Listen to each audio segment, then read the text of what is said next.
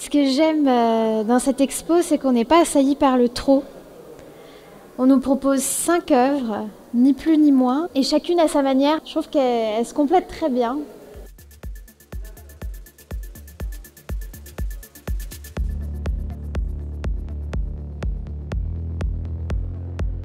Là, c'est le travail de Niels Washten. Pour lui, c'est la chute d'une civilisation.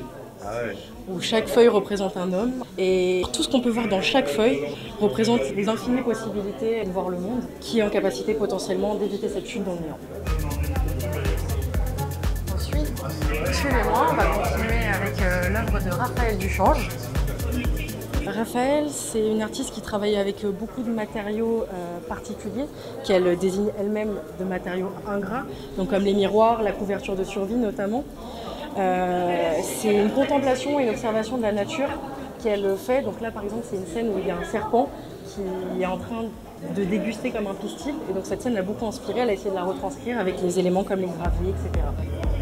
On continue ensuite avec l'œuvre de Lucie Linder, qui est un cyanotype. Donc un cyanotype, c'est une technique de photo un petit peu particulière. Et donc là, on est dans une contemplation d'une nature irréelle et spectrale.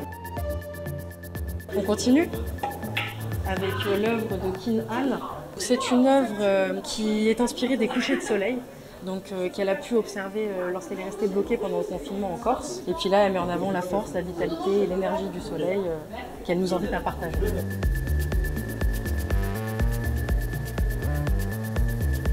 Et maintenant, l'œuvre de Thibaut Lucas. C'est une photographie d'une installation in situ qu'il a réalisée sur un blocos du mur de l'Atlantique, où il est venu peindre un cloître par-dessus le blocos. Il accompagne cette œuvre d'une installation qui se trouve dans les jardins du cloître, puisque vous avez comme une reproduction en fait, de la photo que je viens de vous montrer, mais en petit. Moi, j'aime beaucoup les vernissages parce que c'est une façon de se transporter justement dans un autre espace-temps, avec l'univers de chaque artiste, découvrir des choses qu'on n'aurait pas forcément été chercher. C'est assez dépaysant.